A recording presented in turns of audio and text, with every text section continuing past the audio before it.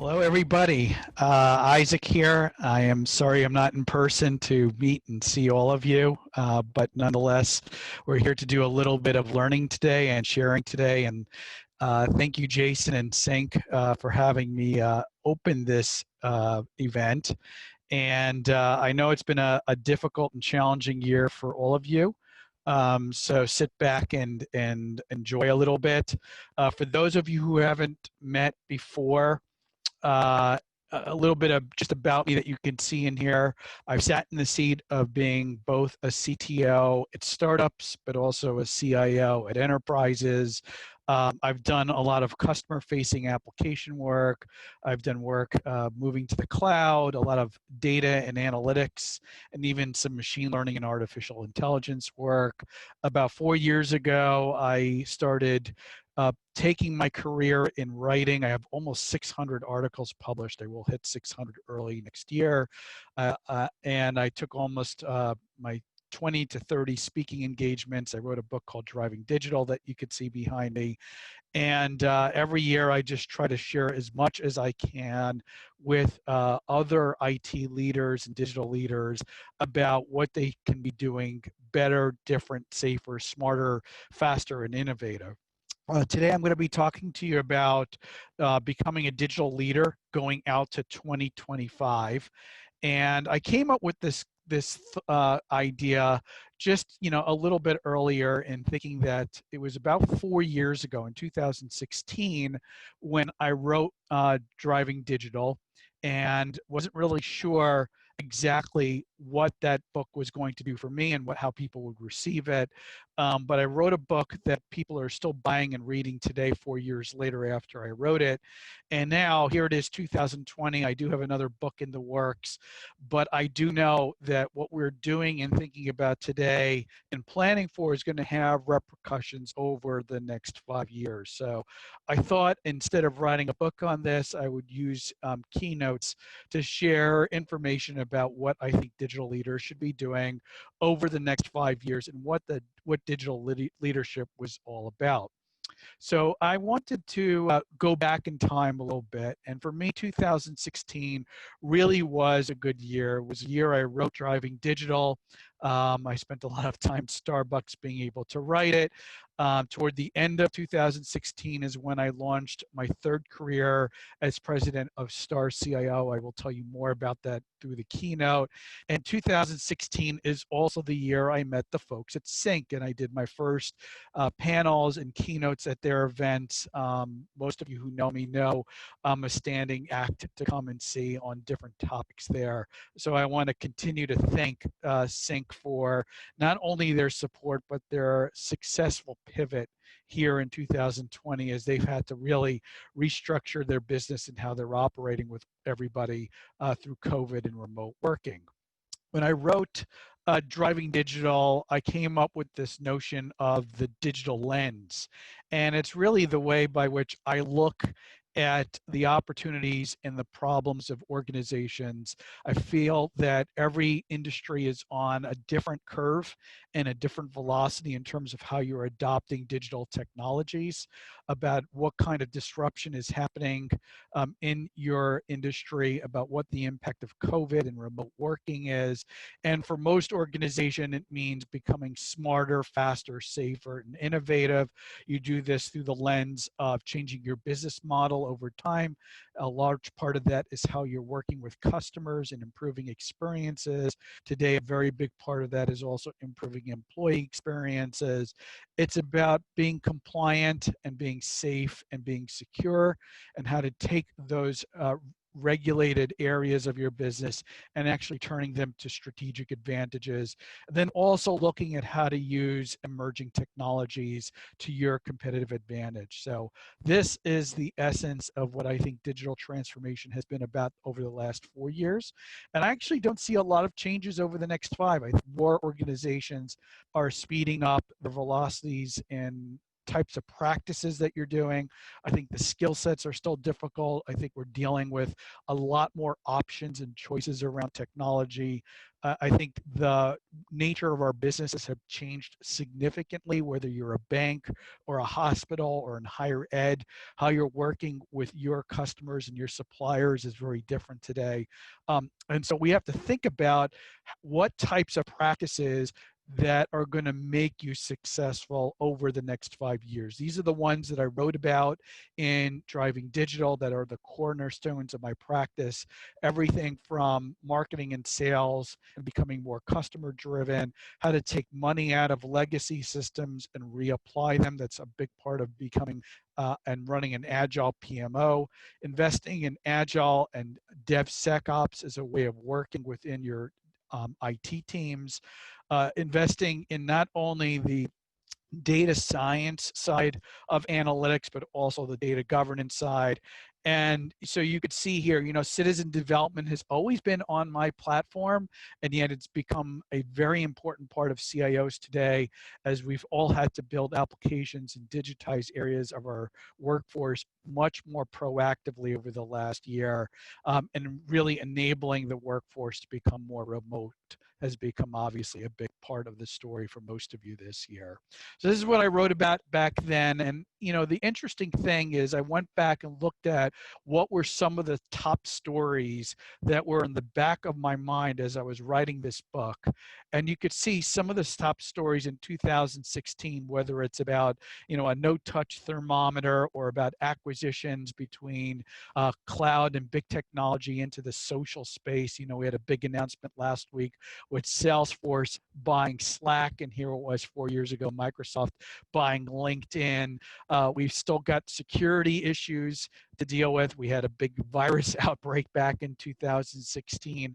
So, it in some ways is as difficult of a year as it's been for all of us. We're seeing things that we've actually experienced before in places that are threats and places that are opportunity and changes and disruption, and that how we're using technology going forward. Big story, obviously, for this year in 2020 has been about COVID. And if you've read some of my writing on my blogs, you could see the URL there, blogs.starcio.com. I talked a lot about back in March and April about really using this opportunity and these threats to think about how organizations need both an offensive and a defensive response to COVID. The defense is obviously about being able to enable people to work remote. The offense is really going back and re-understanding what your customers, what your suppliers need differently than they do today, or they did last year. If you thought about where you were a year ago, budgeting and prioritizing your roadmaps, obviously things have been very different this year. And when you look at next year is going to be a very transition year. We're going into what most experts say is going to be a dark 3 months in terms of COVID cases and health situations. We're going to see the impact of a vaccine hit us. I don't really know how fast it's going to make impact to most of us, but certainly over the course of 2021, I expect more people to be able to travel and be able to go from remote working to hybrid working. And I think we're all hoping that by the time we meet again in 2022, things are feeling more normal than they do today. But we have a big transition to work through this new normal. And so I wanted to share before I go to what 2025 digital leadership is all about. I have 10 recommendations for you in this keynote. I want to share some of the aspects of what new normal means and how to think about it. The first thing is really this notion of active listening. And I love this picture of these two soccer professionals. You can see the defensive player. He's on his toes. He's looking at the player and looking at the ball. He's not only playing defense to make sure that Henry doesn't get past him, but he's also thinking about at what point, at what juncture can he potentially steal the ball and go down the other way and score an offensive strike against his opponent. So this is the stature I think most digital leaders and IT leaders need today about standing on your toes, about understanding what are some of the things that are out of your control, whether it's health or safety or compliance or security, and being able to react quickly when there's an issue that hits you, but also listening for the opportunities, whether it's coming from customers or opportunities in your supply chain, ways to negotiate with vendors over the next year, new opportunities with customers, and being able to have that dialogue with your colleagues about what you should do differently than what you're anticipating here at the end of 2020 and where you see the world today. A second thing is we're getting used to new employees and their usage patterns. I think we've obviously done a lot of work in 2020 to be able to enable remote working and to use tools like Teams and Zoom and other collaboration tools, but I don't think we're done with this yet. And the reason is that we've replaced the collaboration aspect of what we're doing, but not necessarily all the workflows that we are doing. And so when I've spoken to many CIOs, the questions they've asked me is, how can we rapidly develop applications today when we know we probably need something that's going to last 3, 6, maybe 12 months to enable a workflow or digitize something that we used to do in the office, and we can no longer do it as easily now that we're working remotely. So going beyond just the Office 365s and the Teams and the Zooms and the Slacks, and actually using platforms like low code to enable building applications out and taking workflows that were built out of emails and using them, using tools to be able to do that. With that is also bring some new threats. This is coming from a fairly large study about where leaders are perceiving the new threats, and I highlighted a number of them around restrictions, around border crossings, and another potentially global outbreak of COVID-19. This was done a few months ago, so we're obviously experiencing that now. We're experiencing it out in Europe and the rest of the world. And so, one of the sets of recommendations the World Health and the World groups have actually made around security is continue to look to protect critical capabilities and services, right? How do you make sure that the ones that are differentiating in your businesses are well protected? And then also not just putting up the walls and protecting your environment, but also balancing risk with opportunities and making sure that when you invest in an opportunity, you're also looking at what are the primary threats around that. Your customer needs have evolved significantly. Obviously, if you are in retail, you've adjusted to things like being able to pick up things remotely or ordering things remotely. But I think a lot about banks that have had to respond and provide more information to small businesses about loan opportunities. I think about hospitals and being able to evolve what types of services they're offering and how to make sure they're providing safe environments for their workers. I think about higher ed, and so a big shift over the last 4 or 5 months around how they're servicing students, as well as ensuring that professors and staff are safe, and then thinking through what that's going to look like in the second, in second semester in the spring, and then going into next year. So a lot of work around understanding how do you balance what the need is of your customers, but also how do you service them differently than you've done before. Now, this is coming from a survey around DevOps, and I decided to highlight this one because most of us are moving to the cloud. Most of us are doing more application development, and we're probably under pressure to automate more, either because we're trying to deploy applications faster, we're trying to take costs out, we're trying to become more efficient or improve quality. But what you're seeing here is there's a lot of different technical disciplines that go into making something like DevOps robust and reliable and delivering on its promise. And so while we're trying to do a lot of this for our organization, I think a big part of becoming a digital leader is figuring out where you can partner and where you're going to do things yourselves and learn how to actually implement some of these technologies. And then lastly, I think where you really need to think about the next 5 years, I think the big game changer is really about becoming a real-time enterprise. And this is, my definition of what real-time is. I think of it much more broadly than just sensors and IoT, although that's going to be certainly a big part of it for people in government working on smart cities, or in manufacturing working on sensors. I do think the intersection of three big technologies between the Internet of Things, 5G, and AI is going to mean dramatically different types of applications and performance that you will be seeing over the next 5 years. Last week, just Amazon announced 18 different cities they're launching their local environments with. They're announcing things like wavelength to enable 5G applications. And so the types of performance and capabilities that we've seen in mobile over the last 5 to 10 years are going to take another boost in performance and capability over the next 5 years.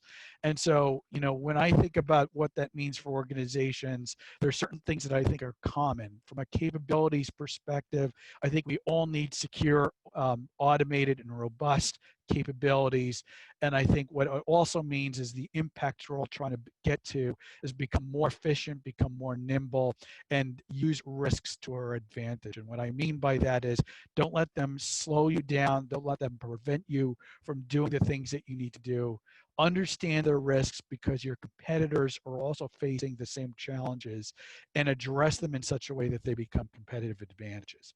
So I'm going to be talking the rest of this keynote about how to take this new environment, not just responding to remote work, not just being able to survive and thrive in the next year during our transition, but looking at the next 5 years of what being a digital leader is, how to deliver on the real-time enterprises, and how to think about leadership practices and technology so that you all can become smarter, faster, and safer and innovative organizations.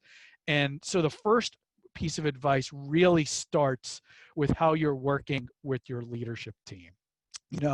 This is the time of year that most leaders are coming off of offsites, doing long-term planning, doing your budgets, trying to get consensus over priorities. And it's, increasingly more difficult because every part of the C-suite has faced different types of challenges over the last year and is reacting to different areas of opportunity. And the thing is, as much as we've been able to use Zoom and Teams and other technologies to get our teams working together, it's much harder to bring the C-suite together along with the extended group of leaders and high performers and come to consensus about what the new environment means, what new capabilities are out there, and how to go about investing them. So the last thing that we all want as IT leaders is a picture like this, where everybody is yelling at us for the next thing because we've fallen behind, because our remote technologies aren't performing well, because we've deployed something and it's creating performance issues. What we're really trying to do is have a dialogue with our colleagues and come up with a set of priorities, right? And I'm not talking about 50 priorities for groups of 200 or 100 priorities for groups of 1,000. You'll be seeing a video that I put out later this week, really about PMOs that have constantly prioritized too many projects going into every year. And really a big role of all of you listening here is to not only partner and collaborate with your C-suite, but to really think about how to create relationships, understand where the transformational decisions are, how to have collaborations without having meetings and handshakes, but most importantly, being able to come up with a set of priorities, right? And you all know from the past year, you really can't go into your teams and say there are 10 number one priorities. This is really about homing in on a half of those, maybe 2, 3 different priorities, understanding both threats and opportunities and being very clear with your teams. What are they responsible for? What are the priorities? And making sure that your executive suite knows what you're focused on, and some things you're leaving behind so that your teams aren't overwhelmed with too much work to do and not accomplishing enough around that. I think a big part of this, okay, particularly for teams that maybe can really rethink your operating model during this time over the next year is really looking at how you're using data and analytics to core advantages. You know, to me, a lot of organizations invested in BI tools and analytics over the last 5 years. The next 5 years needs to be about improving data quality and reliability. It's going to be about how to get your data sets ready for the emerging capabilities around machine learning. We'll talk a little bit more about that. But the most important thing is about getting your teams organized around how you can deliver data and analytics as a strategic capability. So these are three things that I think really mark the digital leader around working with your C-suite. Now, they're not going to make things easier for you. Their expectations are very high. And depending on who you talk to, they're going to highlight different aspects of an IT organization's priorities depending on what they're looking for. A good number of them are going to be looking for how you really help digitize the workforce. And I'm not just talking about the collaboration. I'm really talking about how do you create a knowledgeable workforce. You know, we can't have documentation on paper or non-existent. It needs to be in tools that people can share and go back and reference to. A lot of the things that we'll be doing, particularly over the next few years, are going to have demands that go up and down with time. You know, so not just peak seasons, but even peak years. So how do we adjust our capacity of teams and of our infrastructure to handle seasonal demands?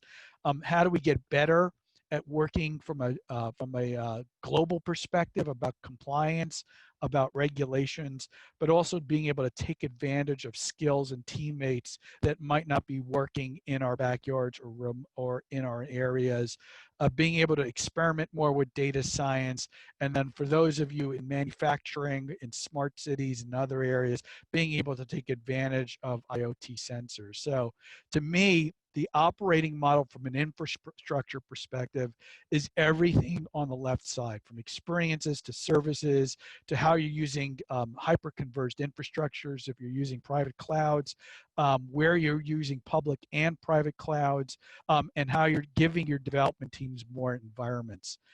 These are all the table stakes that every IT group needs to be able to handle from an infrastructure perspective. And guess what? The major cloud providers all know that you're going to be investing significantly in the next year and making some key decisions about which clouds and which types of infrastructures you're going to invest in. So I just published today my article about the enterprise cloud wars. It's coming off of last week's announcements from AWS and from Salesforce and what the implications are for IT leaders. Again, it came out today, so if you go to my blog, blogs.starcio.com, I have a number of recommendations for IT leaders in terms of how to think about the cloud wars. Let's move around to number 3, because in addition to the expectations, there's new realities for the digital leader, okay? They are not going to be giving you a ton of more investment to be able to do all the things that they expect you to do. They expect you to be able to do more with less, and that doesn't necessarily mean your budget's going to go down. It means that you're going to be able to have to handle launching new applications faster than you can shut down legacy ones, that the performance and the reliability of your applications needs to be significantly better than it was 2 or 3 years ago, because most of us are working remotely. And you know, we can't have our employees and customers frustrated about poor performance or poorly reliable applications because they depend on them. So you're expected to do more around this. They expect you to handle complexities. Okay, and we know of some of them around global, around data sovereignty, about dealing with our legacy environments, about being able to handle integrations, but they don't want to hear about it in terms of problems or blocks or bottlenecks. They want you to be able to bulldoze through them and find solutions, and then to drive simplifications. And what that means to me is how to use modern technologies to scale, how to use automations in DevOps so that you can test and deploy more reliably, how to find platforms where you don't necessarily need all the top skills, and you're using things like low-code platforms to do some of your applications.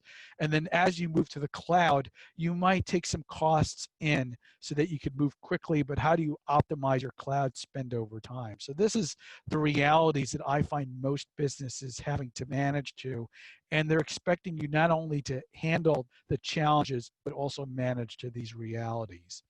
Now, this is a good time where I advise many leaders to really take stock of your operating model, particularly early in the year, right? And looking at your capabilities, your culture, your practices, how you're operating as a group. And so this is one of the first areas that my company works with organizations, is to be able to assess how smart, how fast, how safe, and how innovative you are, how quick you are to a transformation culture. And what I'm going to be doing for the next few slides is sharing some background that I find most organizations require as you're trying to do things faster and smarter in your ability to deliver and plan and align with your leaders. The very first thing, and for those of you who have read Driving Digital, I haven't changed off of this from my years of being in a CTO as a startup to my years of being a CIO in transformation. I always start with Agile because it's how teams work together through challenges. It's how they understand requirements. It's how they prioritize together. And what you're seeing here is that Agile is not just about delivering, it's also about how do you continuously plan with your business teams. And what that means is that many Agile teams that I've worked with can see a sprint or two ahead of where they are. They're starting to build the requirements and stories around them. But I think most organizations today need forward-looking visibility. They need roadmaps that are a month or two or even a couple of quarters ahead of where they are. They need standards, so you're not just building, you're actually building some platforms and best practices and standards of excellence. And so what I'm hoping you guys will take advantage of today is one of the things I did this year is take a lot of my best practices that were in my courses and in my workshops. They're now available online. I have 3 different courses that you can go look at. The largest one is called StarCIO Agile Planning. It's a certification they can look at in terms of building roadmaps and standards. And then I offer 2 lowered courses, one of them called Agile Team Member. That's for anybody who's on an Agile team. And then if you're struggling with getting business stakeholders to collaborate with, I have a 3rd course called Everyone Can Be Agile. You can find all my courses at the URL guides.starcio.com. Moving beyond Agile, right? Every organization needs to be doing more with data and analytics. We've spent the last 5 years thinking about things like data visualization platforms and early entry into analytics and machine learning. And those are all good practices because what they've probably done is exposed the data quality issues, the lack of data catalogs and data dictionaries. And so what you're seeing here is a way of using Agile. Imagine every time that you build a data viz, or every time that you invest in some machine learning, you're going back to the business and saying, I need some help identifying data owners and stewards so that we can catalog your data, we can put data definitions around it, we can put some KPIs around data quality together and start improving the data quality of what we're reporting off of, but also starting to seek new data sources that can enhance the decision making you're making off of the different analytics sources that you're using.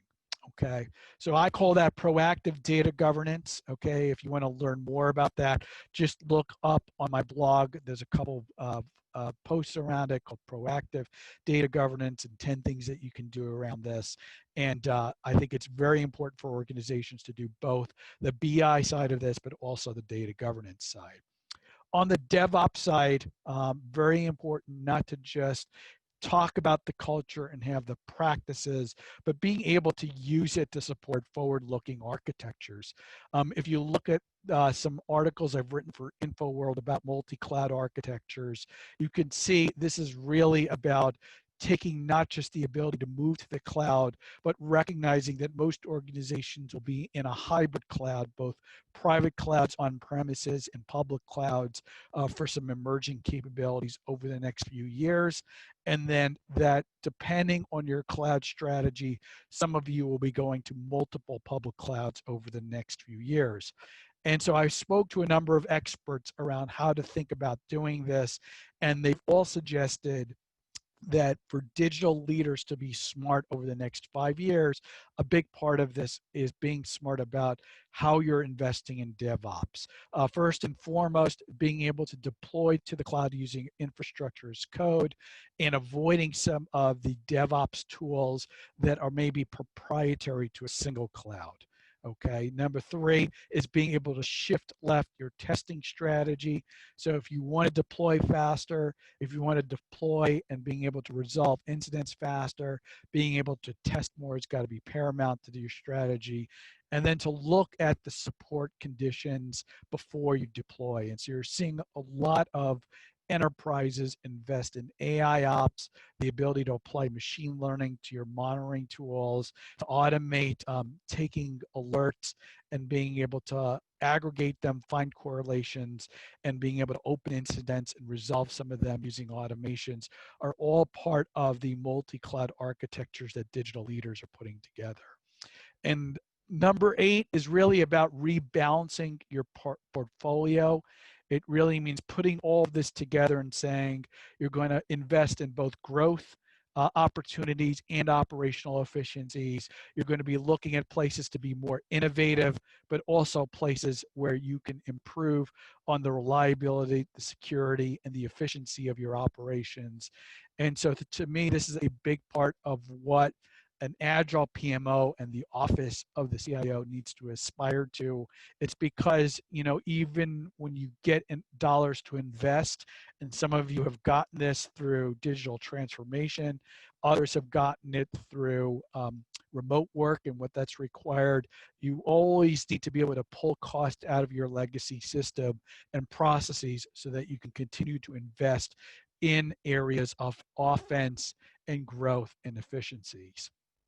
Number 9 for digital leaders is all about learning. And so you see here 3 different places you can learn more about some of the things that I share. Again, my blog on the left-hand side.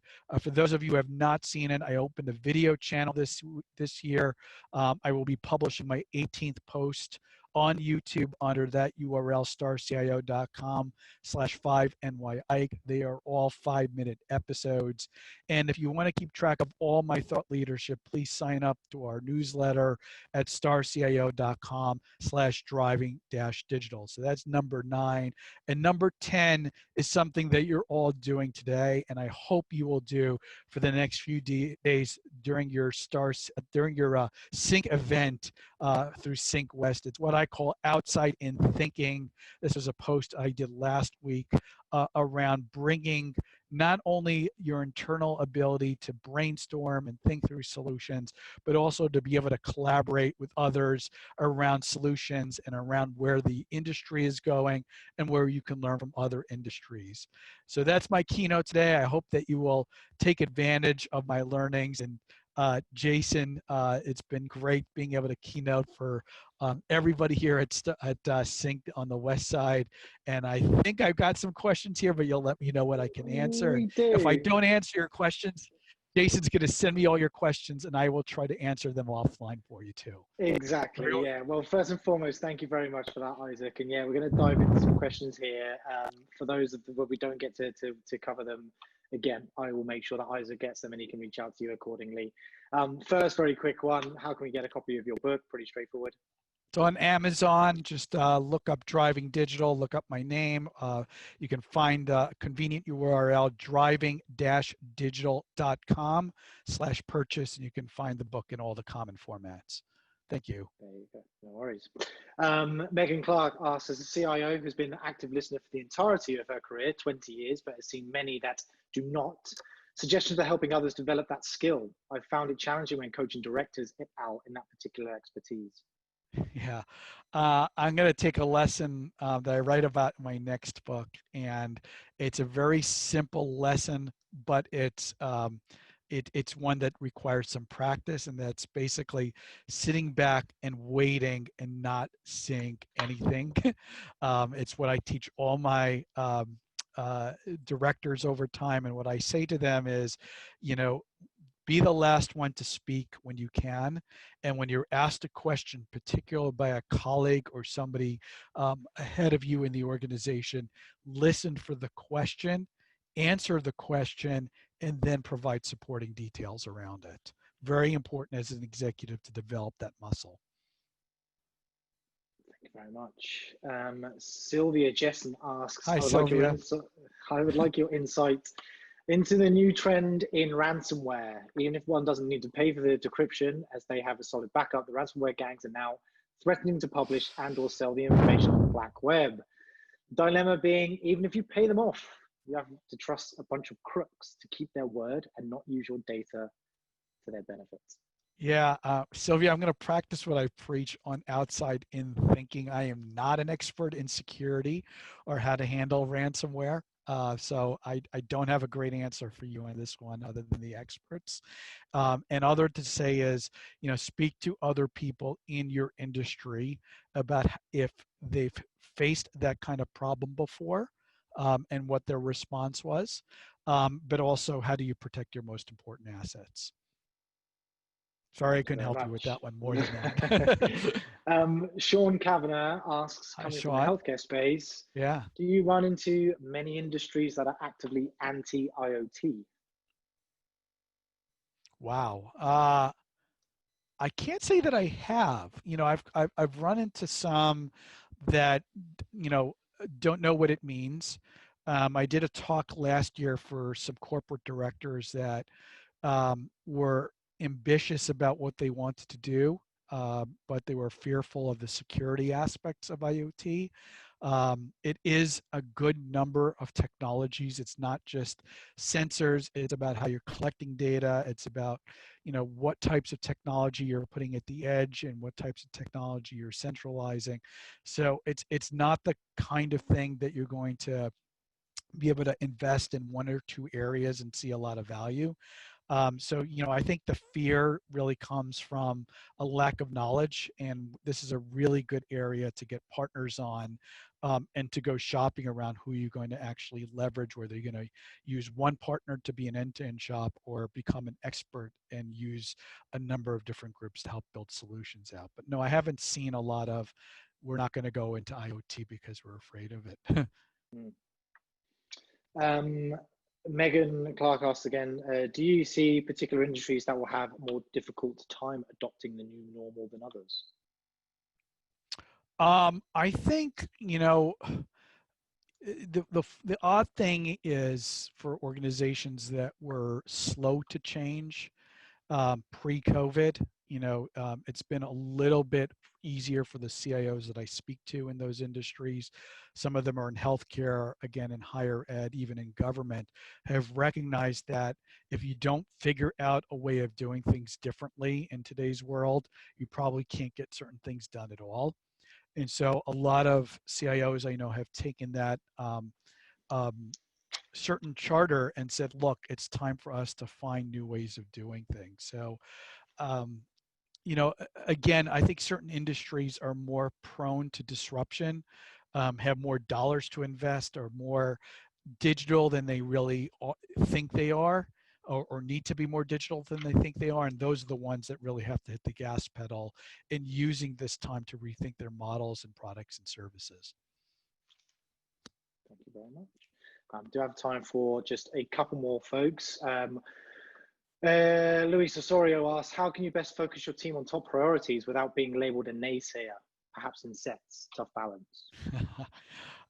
It's a great question. Look, I always ask my stakeholders to force rank everything that they're giving to me. And I'm very practical about it. I actually talk a lot about it in the book. You know, as soon as somebody gives me a list of things, I call them ideas.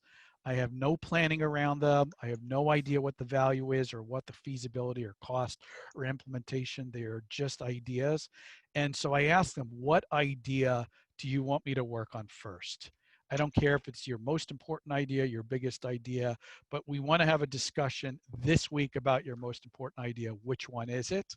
And by nature of doing something like that, you're going to force people to prioritize. Of course, they're going to come back to you and ask you for a lot more than that, but it's a starting point. And what I always suggest to organizations that they do is implement wisdom of crowds when it comes to being able to prioritize things. And if you want more information about that, reach out to me and I will tell you how I go about doing it. Excellent. Well, that unfortunately brings us to the end of time. I'm just taking a Oh, quick no. screenshot, of a couple of the final questions here. And we've actually probably got time to squeeze in one more very quickly. From Rob Hornbuckle, do you think that remaining lower tech or not cloud could be used as a business differentiator in high security secrecy industries? Lower tech. Lower tech would be better in high security industries. I don't know if lower tech, I think the way I would say is, I know some have gone off mainstream technologies, knowing that the bad guys tend to go after the ones with the biggest footprint. And so I know, some organizations, they, lock down certain environments, but they also tend to pick technologies that not necessarily one or two in their category, knowing that they're probably less of a target. So I don't know if I would suggest lower tech or less tech, but maybe not necessarily the most popular tech. How's that? Excellent. That's fantastic. Thank you very much. Greatly appreciate it. Well, at this point, can join me in a virtual round of applause to Isaac. Thank you very much.